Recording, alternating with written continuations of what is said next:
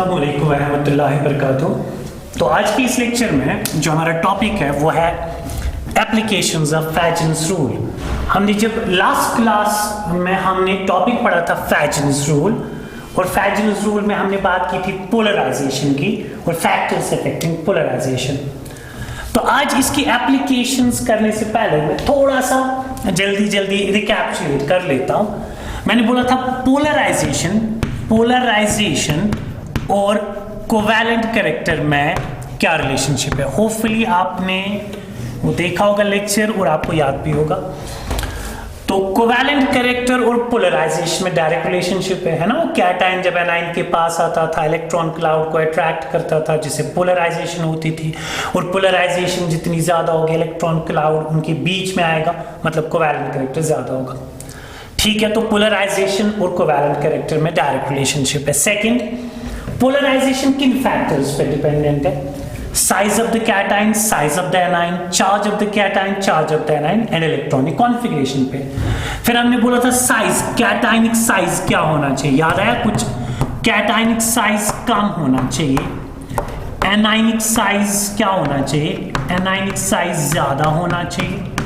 Cation का size जितना कम, anion का साइज जितना बड़ा, और दोनों का चार्ज ऑफ द कैटायन और चार्ज ऑफ द एनायन जितना ज्यादा होगा उतनी पोलराइजेशन ज्यादा होगी। तो पोलराइजेशन तब ज्यादा होगी जब कैटायन का साइज कम होगा, एनायन का साइज ज्यादा होगा, और कैटायन एनायन दोनों पे लेकिन चार्ज ज्यादा होना चाहिए। कुछ लोग इसको ऐसे भी याद रख सकते हैं, SCLA, ठीक है ना, कभी कभार मे बी अगर डाउट हो जाए तो smaller cation larger anion. Polarization तब ज्यादा होती है जब कैटायन स्मॉलर होगा, स्मॉलर कैटायन, और एनायन लार्जर होगा। ठीक है, तो जल्दी याद रखने के कुछ तरीके होते हैं। ठीक है, तो smaller cation larger anion and दोनों पे चार्ज जितना ज्यादा होगा पोलराइजेशन उतनी ज्यादा होगी।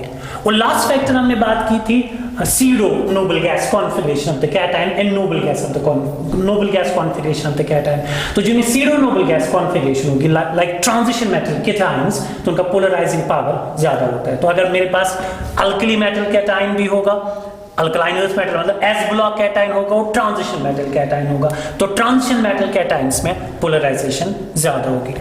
फिर मैंने कुछ एग्जाम्पल्स रखी थी आपको उनको करने के लिए, तो आपने वो की होंगी, लेकिन कुछ बोल रहे थे कि उसमें वो एक दो एग्जाम्पल्स आप फिर से कीजिए।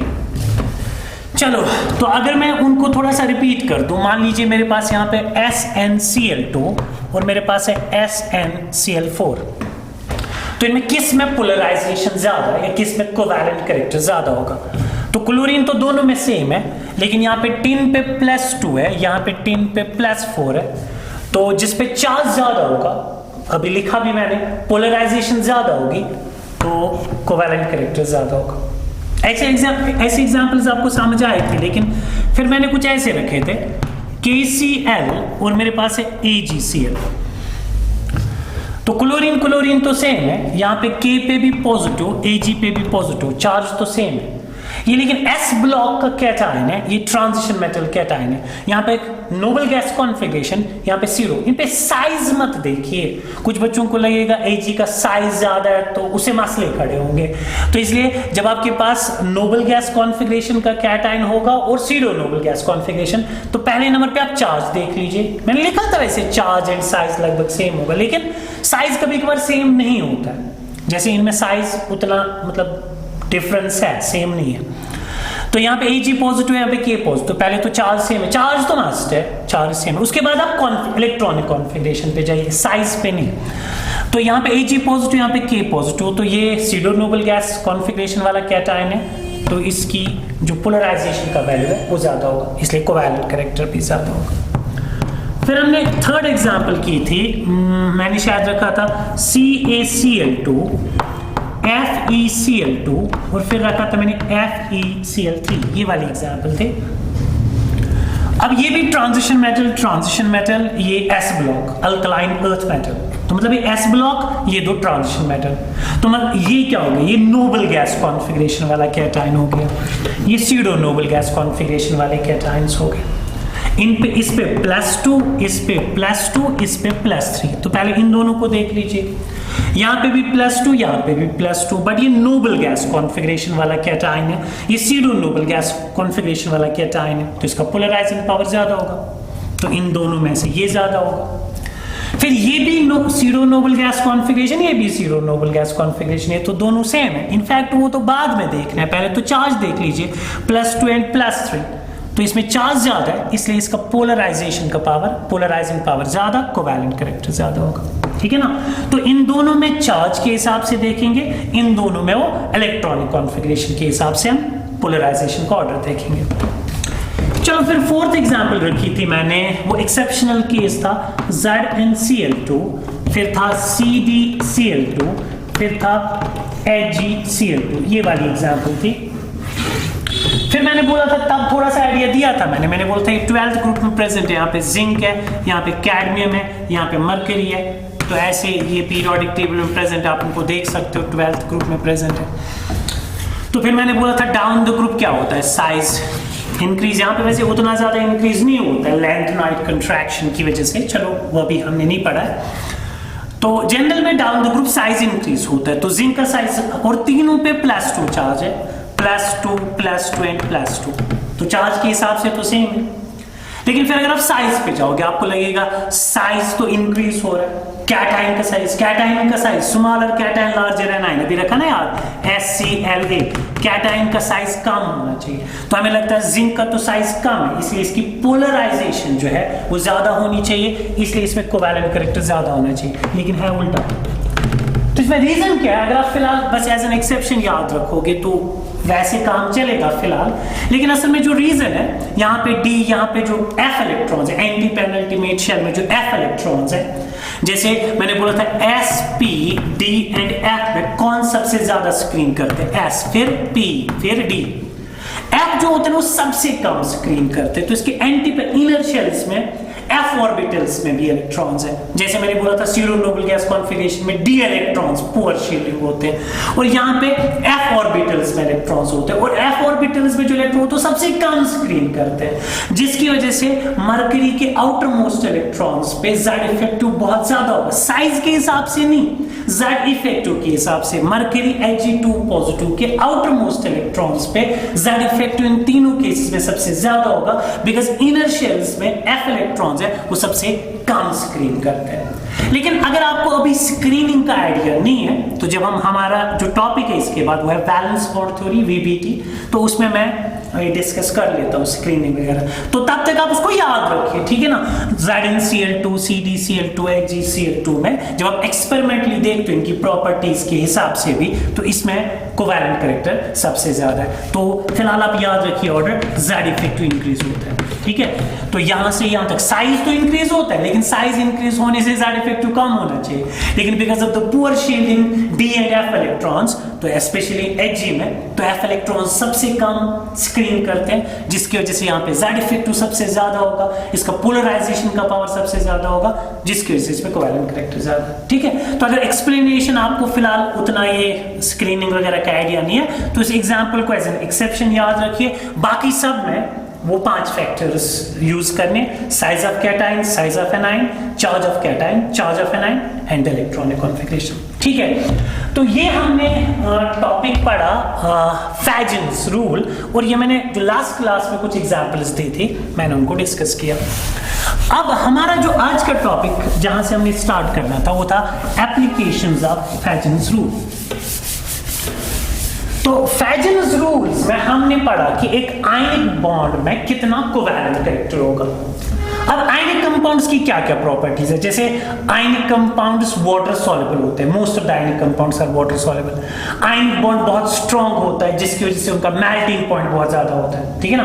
तो ionic compounds are water soluble, ionic compounds का मेल्टिंग पॉइंट ज्यादा होता है। अब इस पोलराइजेशन की वजह से आयनिक बॉन्ड में क्या कैरेक्टर आ रहा है, कोवैलेंट कैरेक्टर आ रहा है। तो अगर कोई आयनिक कंपाउंड था वो था water soluble, because of the polarization उसमें कोवैलेंट कैरेक्टर आ रहा है, तो ionic compounds are water soluble. Covalent compounds, most of the covalent compounds are not water soluble, कुछ कोवैलेंट कंपाउंड्स वाटर सॉल्युबल होते हैं, जैसे अक्सर बच्चे पूछते हैं C6H12O6। एक तो अक्सर बच्चे याद रखते हैं पहले लाइक डिसॉल्व्स इन लाइक, ये तो पता ही है ना, ये नाम सुना है आपने, लाइक डिसॉल्व्स इन लाइक। तो जो polar dissolves in polar, non polar dissolves in non polar. तो वाटर जो हमारे पास है वो पोलर है, पोलैरिटी पढ़ना है, डायपोल मूवमेंट इसी यूनिट में हमने पढ़ना आगे। तो वाटर पोलर है, तो आयनिक कंपाउंड्स भी पोलर है, तो most of the ionic compounds are water soluble. लेकिन कुछ covalent compound like glucose is water soluble. तो glucose is water soluble because glucose can show intermolecular hydrogen bonding with water. Hydrogen bonding अगर पढ़ा है आपने, मुझे नहीं पता आपने कितना पढ़ा है, लेकिन हाइड्रोजन बॉन्डिंग तो वाटर के साथ जो कोवैलेंट कंपाउंड्स वाटर के साथ कर सकते हैं ना हाइड्रोजन बॉन्डिंग, वो वाटर सॉल्युबल होते हैं। कोवैलेंट कंपाउंड्स वो वाली कोवैलेंट कंपाउंड्स वाटर में सॉल्युबल होंगे, लाइक ग्लूकोज, फ्रैक्टोज, जो वाटर के साथ करेंगे इंटरमॉलिक्यूलर हाइड्रोजन बॉन्डिंग, लेकिन जो नहीं करेंगे वो वाटर इनसॉल्युबल होंगे।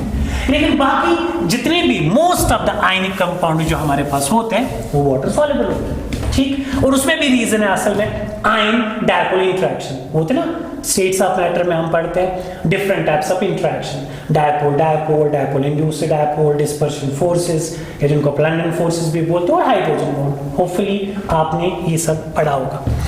चलो अगर नहीं तो मैं कुछ सिंपल वर्ड्स यूज करके आपको एक्सप्लेन करने की कोशिश कर लेता हूं। एप्लीकेशंस ऑफ फैजन्स रूल में फर्स्ट है वाटर सॉल्युबिलिटी, ठीक है। तो क्या लगता है वाटर सॉल्युबिलिटी किन की ज्यादा होगी? तो क्या मैंने बोला आयनिक कंपाउंड्स वाटर सॉल्युबल होते हैं, ठीक। Most of the ionic compounds water soluble होते हैं। एक आयनिक कंपाउंड में जितना आयनिक कैरेक्टर ज्यादा होगा, एक बॉन्ड में जितना आयनिक कैरेक्टर ज्यादा होगा, जितना आयनिक कैरेक्टर ज्यादा होगा उतना उसकी सॉल्युबिलिटी ज्यादा होगी, वाटर सॉल्युबिलिटी ज्यादा होगी।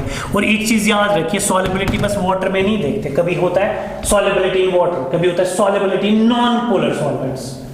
तो जब मेंशन करके नहीं होगा वो वाटर सॉल्युबिलिटी ही होता है, और अक्सर एग्जाम में क्वेश्चंस वाटर सॉल्युबिलिटी पे ही आते हैं।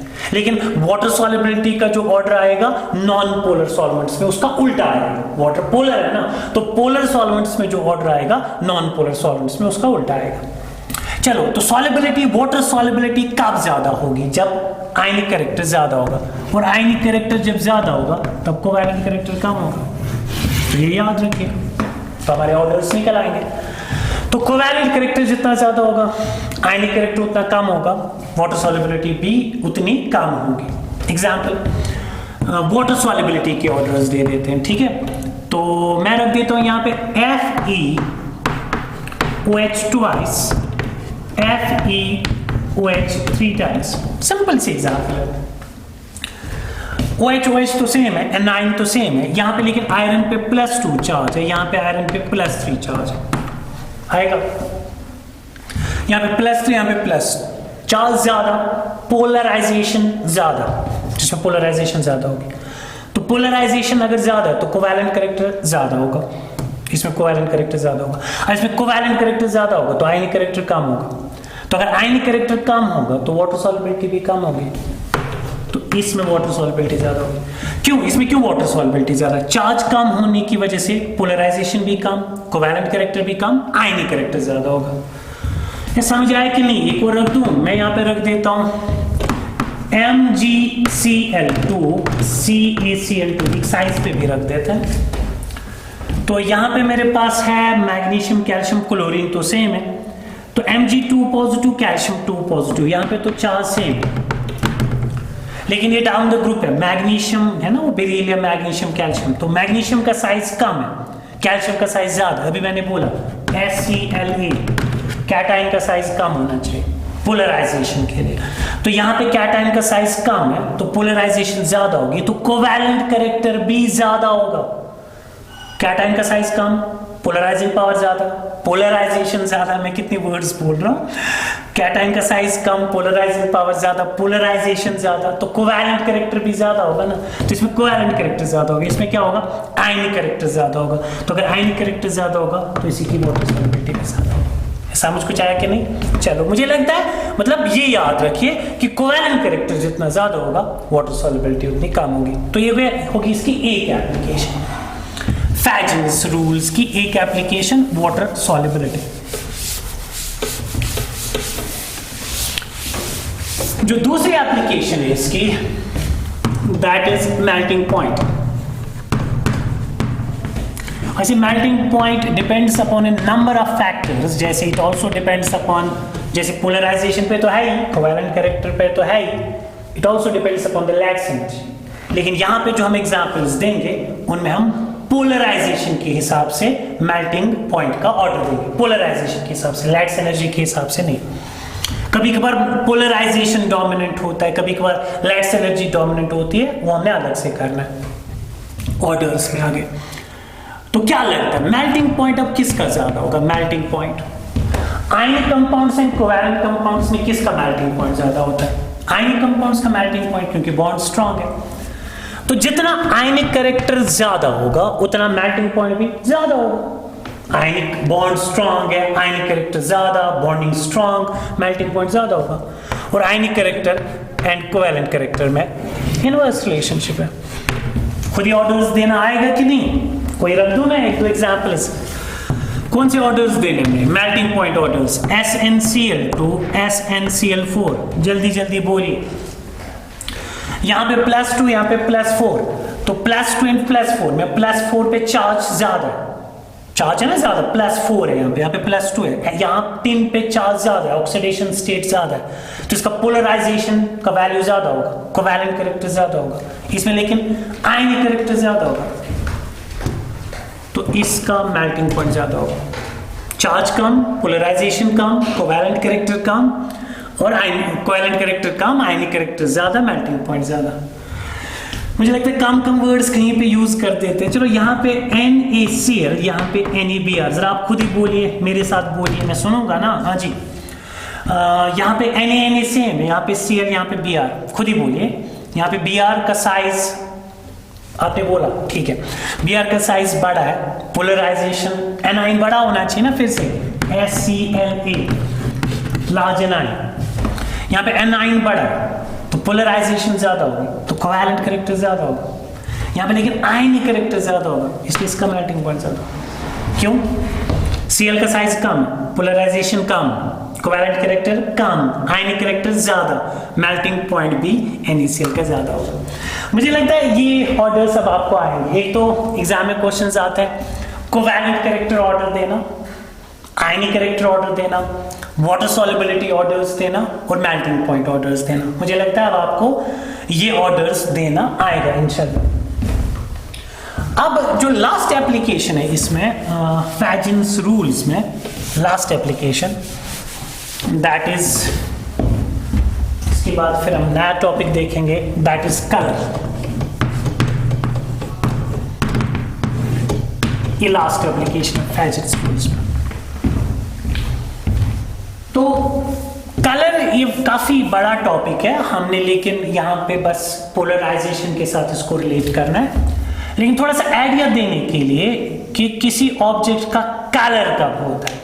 कोई ऑब्जेक्ट होता है ना कलर है, जैसे बोर्ड ब्लैक है, चाक व्हाइट है, टी शर्ट ब्लू है। मुझे तो वैसे कम ही कलर्स देखते हैं, मुझे ज्यादा अच्छे से वो कलर्स नहीं आते बोलना। चलो, तो मेरे जो फेवरेट कलर्स है ब्लैक एंड व्हाइट, क्योंकि वो दूर से देखते हैं, ठीक। चलो, तो कलर कब होता है, किसी ऑब्जेक्ट का कलर कब होता है? कलर होता है अगर वो विजिबल लाइट को एब्सॉर्ब करे।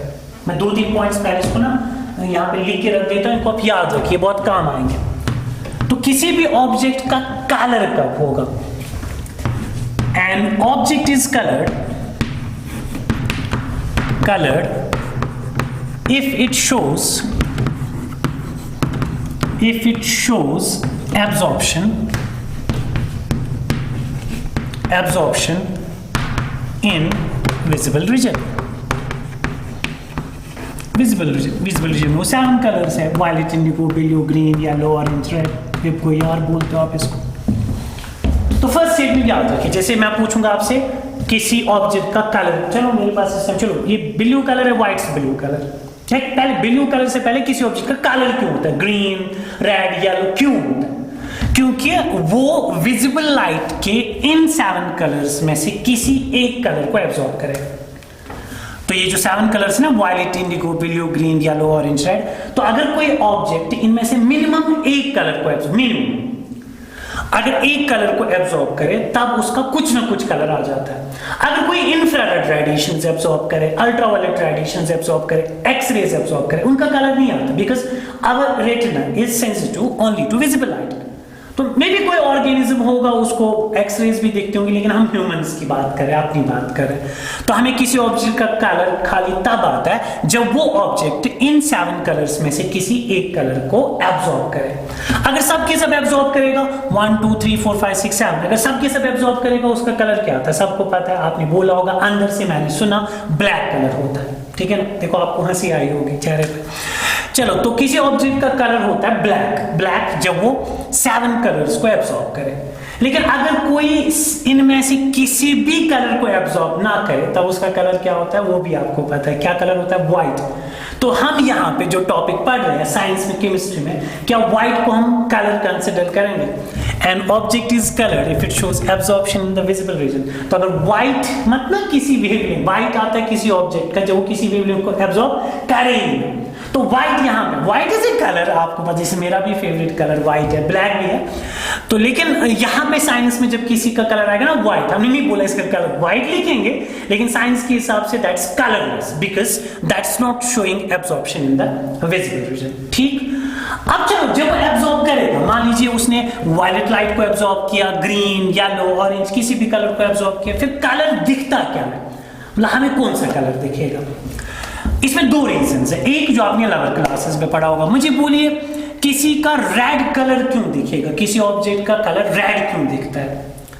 आप बोलोगे जो आपने लोअर क्लास में पढ़ा है, सर वो क्या करेगा, वो ऑब्जेक्ट जिसका कलर रेड है, तो रेड कलर के फोटॉन्स रिफ्लेक्ट होंगे। जैसे मान लीजिए कोई ऑब्जेक्ट है, ये रेड नहीं है, मान लीजिए रेड कलर है, तो मुझे इसका रेड दिख रहा है, तो इसका कलर रेड क्यों है? तो जब इस पे विजिबल लाइट पड़ती है तो ये वाले 6 कलर्स एब्जॉर्ब हो रहे हैं, तो इसमें जो कलर सबस्टेंस है वो 6 वेवलेंथ्स को एब्जॉर्ब कर रहा है, तो रेड वाले फोटॉन्स रिफ्लेक्ट हो रहे हैं। तो हमारे रेटिना पे कौन से फोटॉन्स आएंगे? रेड फोटॉन्स, तो हम इसका रेड दिखेगा। या कोई और बोलिए मेरे पास ग्रीन है, मान लीजिए इस ऑब्जेक्ट का कलर ग्रीन है, तो ग्रीन क्यों दिखेगा? जब इस पे लाइट पड़ेगी, विजिबल लाइट पड़ेगी, तो ग्रीन लाइट के फोटॉन बाकी सबके सब एब्जॉर्ब होंगे, बाकी सबके सब एब्जॉर्ब होंगे, खाली ग्रीन लाइट के फोटॉन्स रिफ्लेक्ट होंगे, तो मेरे रेटिना पे कौन से फोटॉन्स आएंगे? ग्रीन, तो इसका कलर मुझे ग्रीन दिखेगा। तो ये तो क्या, ये सही है, ये गलत नहीं है जो आपने पढ़ा है। लेकिन अब अगर मैं उल्टा बोलूं, मान लीजिए किसी ऑब्जेक्ट ने क्या किया, ये जो ऑब्जेक्ट है इसने रेड को एब्जॉर्ब किया, अगर रेड खाली रिफ्लेक्ट करता तो रेड ही आ जाता, लेकिन अगर ये खाली रेड वेवलेंथ के फोटॉन्स को एब्जॉर्ब करेगा, रेड रिफ्लेक्ट नहीं हो रहा, रेड क्या हो रहा है, एब्जॉर्ब, बाकी सब के सब रिफ्लेक्ट करेगा, तब कलर क्या आएगा? इनका कुछ मिक्स करके जो आएगा ना, जैसे वो जब आप कलर्स मिक्स करते हो, दो कलर, जब आप 2 या 2 से ज्यादा कलर जब आप मिक्स करते हो तो डिफरेंट कुछ कलर आता है। तो उस कलर को हम आइडेंटिफाई कैसे करें? तो थोड़ा सा एक सिंप्लीफाइड एक व्हील दे देता हूं जिसको हम बोलते हैं मुनशील्स कलर व्हील।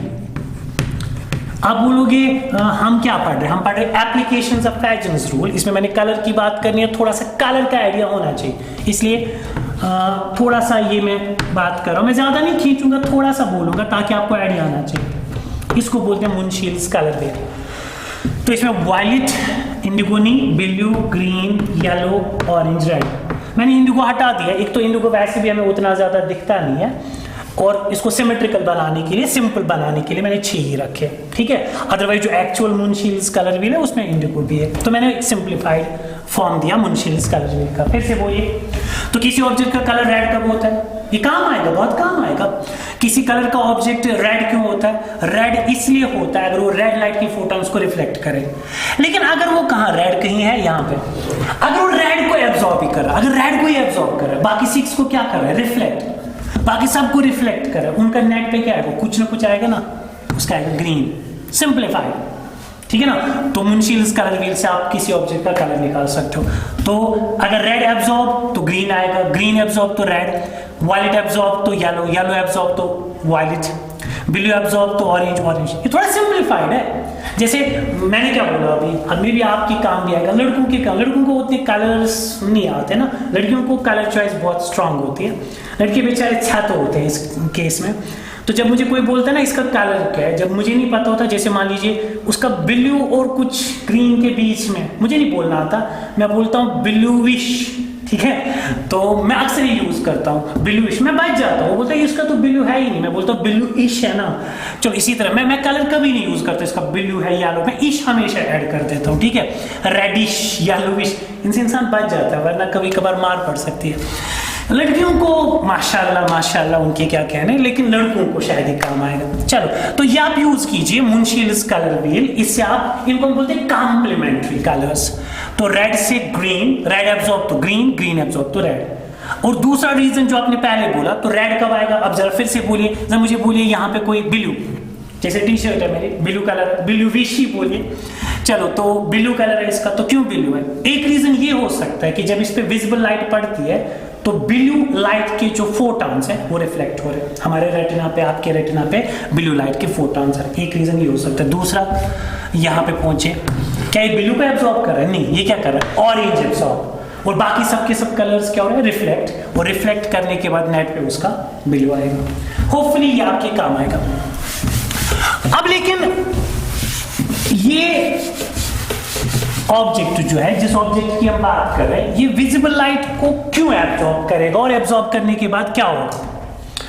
मैंने बोला किसी ऑब्जेक्ट का कलर होता है जब वो विजिबल लाइट के किसी एक वेवलेंथ को मिनिमम एब्जॉर्ब करे, तो फिर जाके कलर आएगा। क्या आएगा वो मैंने थोड़ा सा बोला, लेकिन वो एब्जॉर्ब कौन करता है? उस कंपाउंड में, उस मॉलिक्यूल में, मतलब मान लीजिए ये एटम है, ठीक है ना, एटम के सेंटर पे न्यूक्लियस है, शेल्स में इलेक्ट्रॉन्स हैं।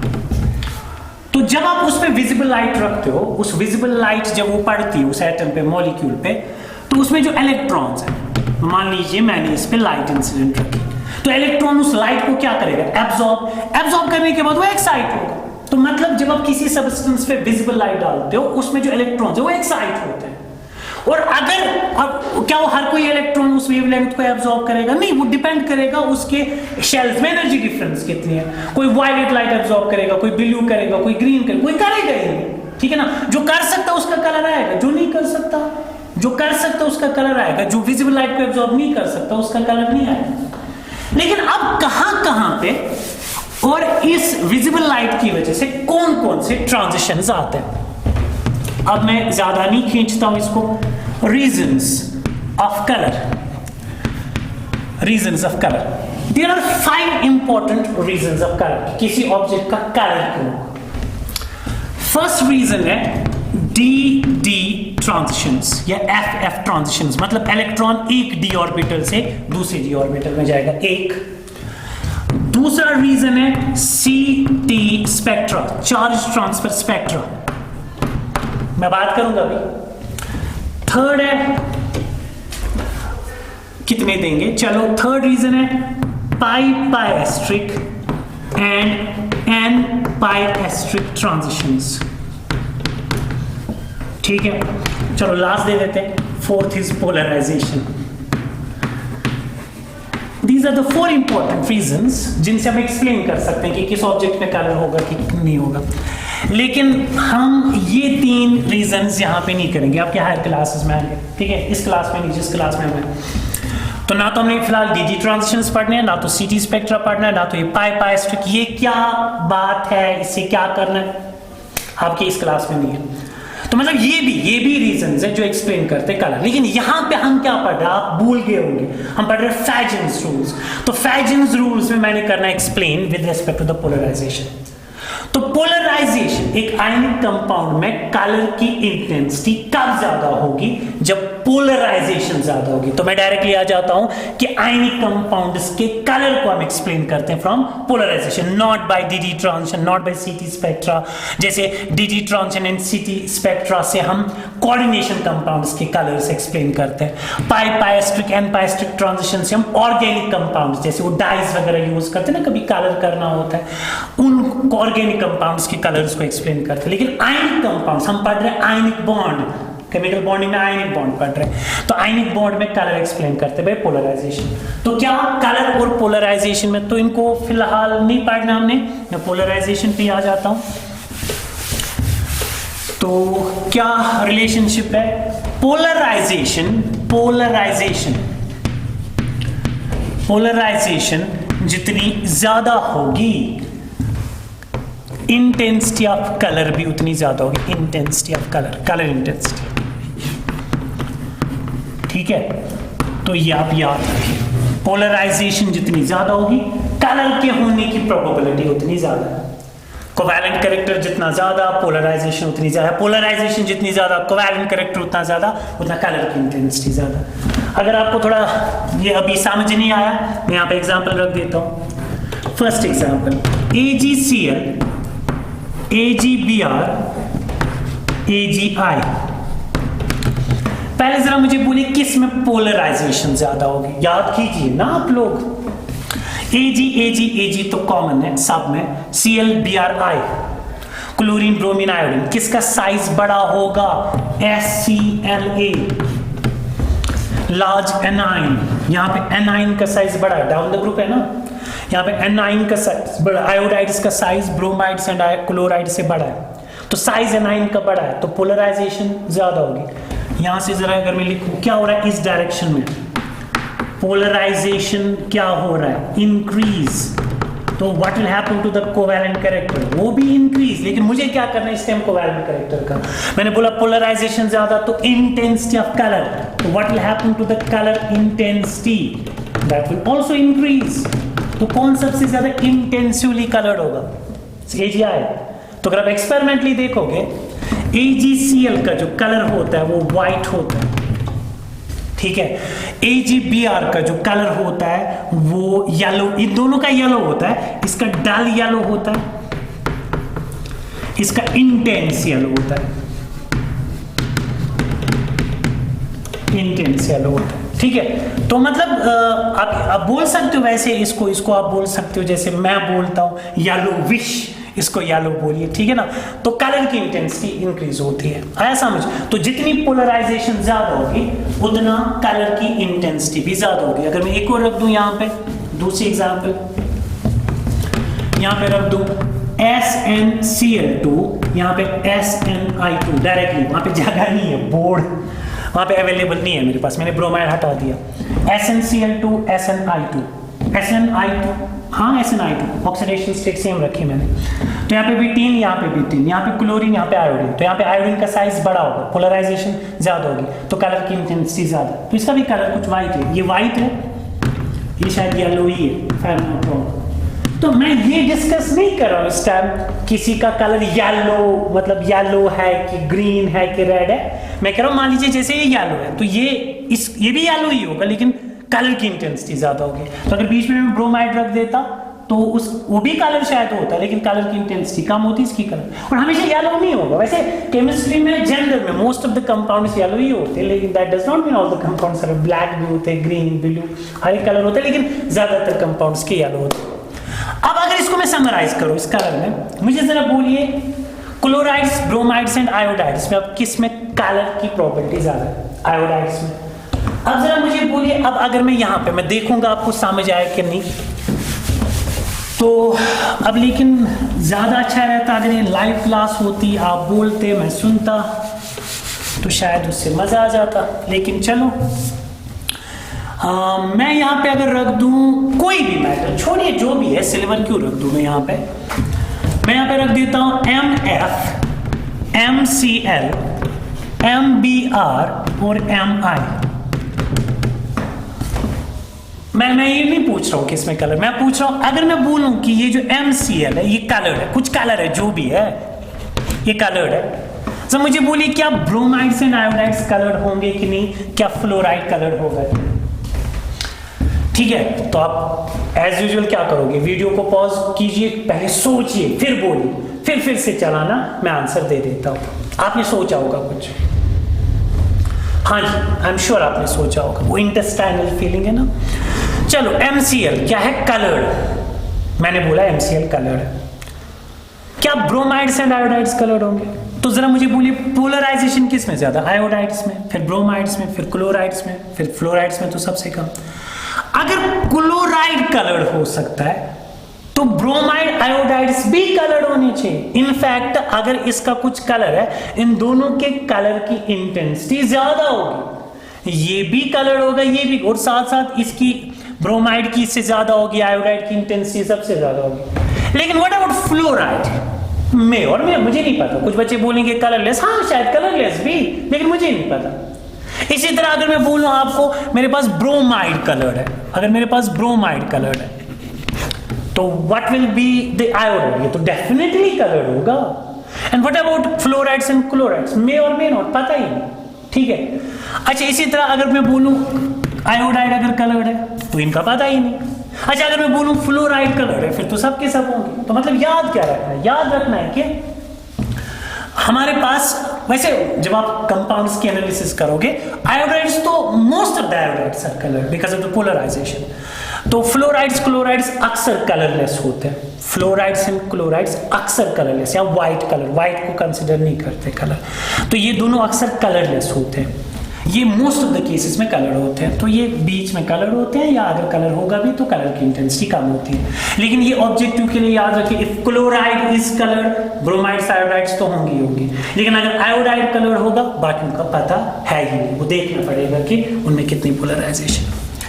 कुछ समझ आया? तो ये हमारा टॉपिक हो गया खत्म। कौन सा वाला टॉपिक खत्म हो गया? Fajans rule and applications of Fajans rule.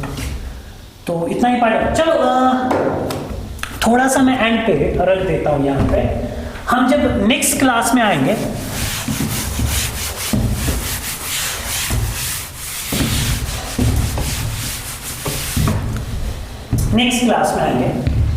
तो नेक्स्ट क्लास में अब हमने पढ़ना है कोवैलेंट बॉन्ड।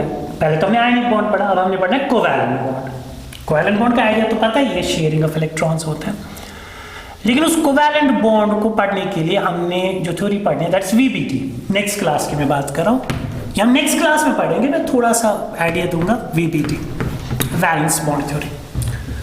तो वैलेंस बॉन्ड थ्योरी में दो इंपॉर्टेंट चीजें हमने डिस्कस करनी है वीबीटी में, जो हम नेक्स्ट क्लास में करेंगे। One is orbital overlapping and second is hybridisation. ठीक है ना? तो बहुत ही इंपॉर्टेंट है आपके ऑर्गेनिक केमिस्ट्री के लिए भी। ठीक है ना? तो सैफ सर ने थोड़ा सा आइडिया दिया होगा। तो वीबीटी में हमने ऑर्बिटल ओवरलैपिंग पढ़नी है और हाइब्रिडाइजेशन हमने पढ़ना है डिटेल में। ये बहुत इंपॉर्टेंट है, हाइब्रिडाइजेशन भी और ऑर्बिटल ओवरलैपिंग भी। लेकिन ऑर्बिटल ओवरलैपिंग के लिए आपको थोड़ा पता होना चाहिए ऑर्बिटल्स की वो शेप, उनके वो साइन, वेव फंक्शंस, तब जाके हमें ऑर्बिटल ओवरलैपिंग का आइडिया बहुत अच्छे से आएगा, मतलब ये अच्छे से समझ आएगा। इसे एंड पे, आज की क्लास के एंड पे मैं थोड़ा सा ऑर्बिटल्स की शेप एंड सिमेट्री की बात करूंगा, और जब हम नेक्स्ट क्लास में आएंगे हम पढ़ेंगे वीबीटी। ठीक है? तो हम बात करेंगे shape of orbitals, shape and symmetry of orbitals.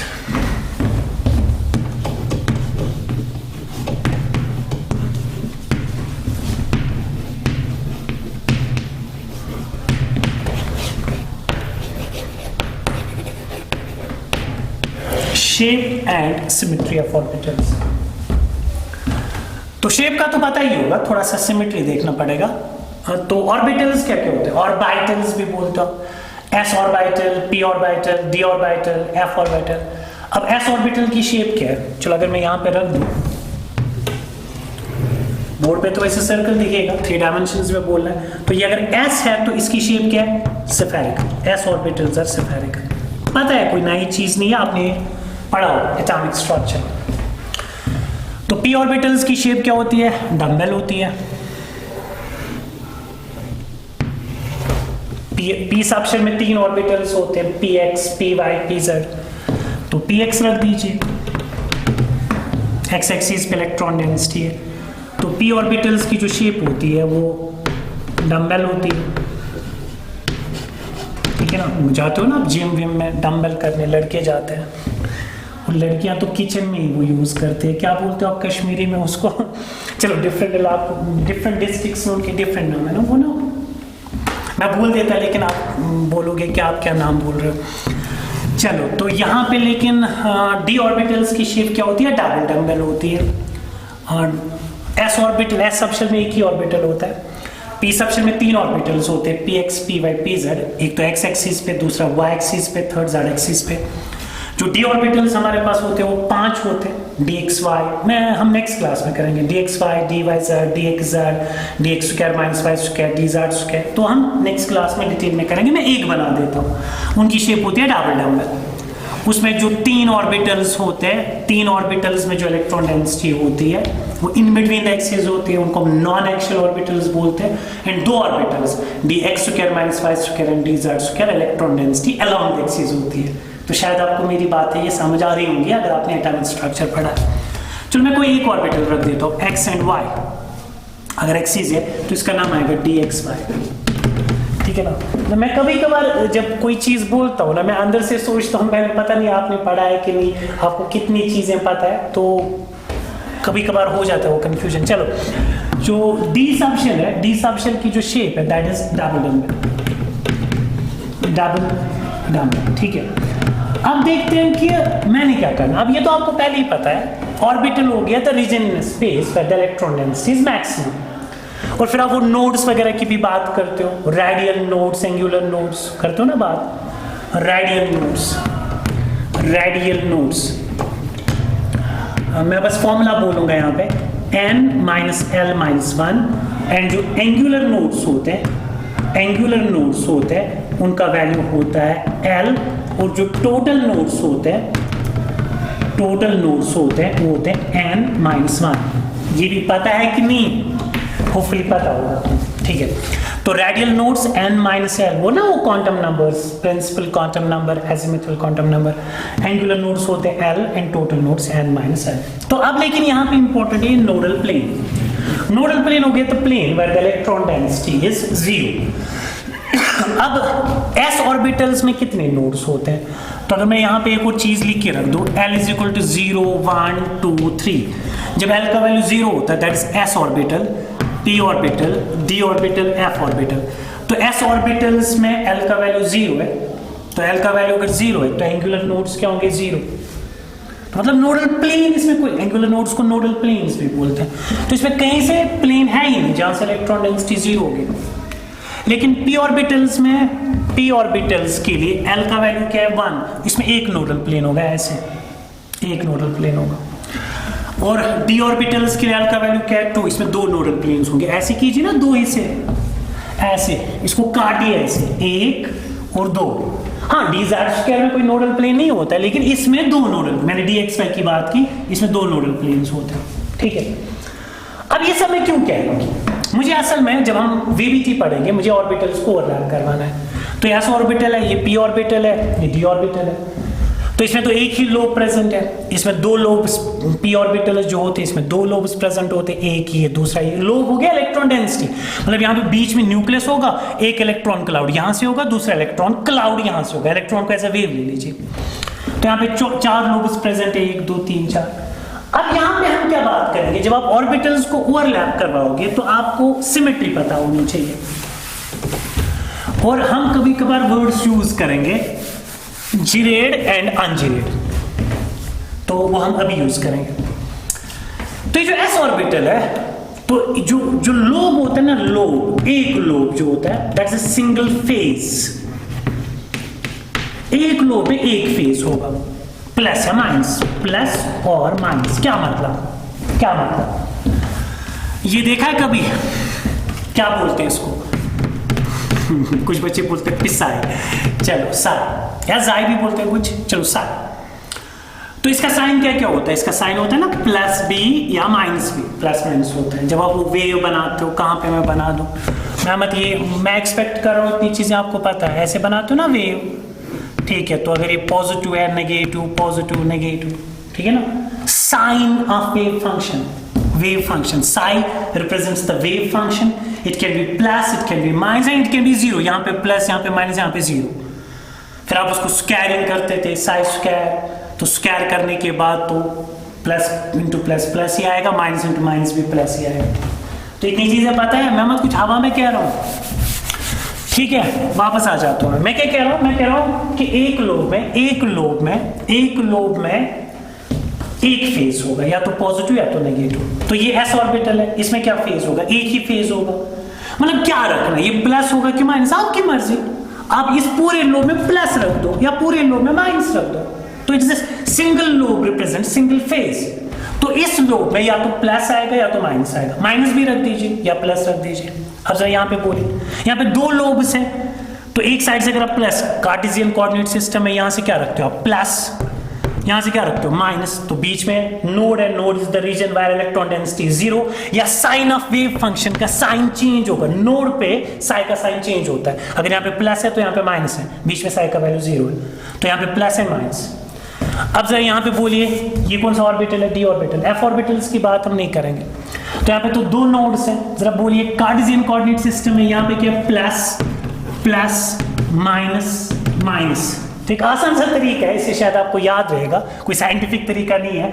तो ये जो लोब है, दो ये जो लोब है, this is present between the two positive axis, तो इसका प्लस आएगा, positive into positive positive, positive into negative negative, negative into negative positive, negative into positive negative, बाकी लोब इसका भी दिखाएंगे नेक्स्ट क्लास में। अब जरा यहाँ पे हर साइड से क्या है पॉजिटिव, यहाँ पे एक साइड से पॉजिटिव दूसरे साइड से नेगेटिव, जरा यहाँ पे देख लीजिए positive positive negative negative, opposite lobe इसमें sign of wave function same है कि डिफरेंट, यहाँ पे सिंगल लोब है तो या तो पॉजिटिव रखिए नेगेटिव रखिए, यहाँ पे दो लोब से एक साइड से पॉजिटिव दूसरे साइड से नेगेटिव, यहाँ पे अपोजिट लोब इसमें sign of wave function same, ठीक है। कैसे निकाला मैंने, plus plus plus plus minus minus minus minus plus, तो आप उल्टा भी कर दीजिए, क्या फर्क पड़ने वाला है, एक्सिस हम उनका नाम नॉमेनक्लेचर चेंज भी कर सकते हैं। अब ये सब दलील मैंने क्यों बोली, ये सब किस लिए मैंने बोला, जाते जाते आप याद रखें, हम एक वर्ड यूज करते हैं जीरेड ऑर्बिटल्स।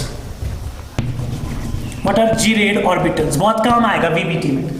तो जीरेड ऑर्बिटल्स को आप जी से रिप्रेजेंट करते हो, एंड दूसरा हो गया अनजीरेड ऑर्बिटल्स, ठीक है। तो जीरेड ऑर्बिटल्स हो गए which have center of symmetry, which have center of symmetry, COS।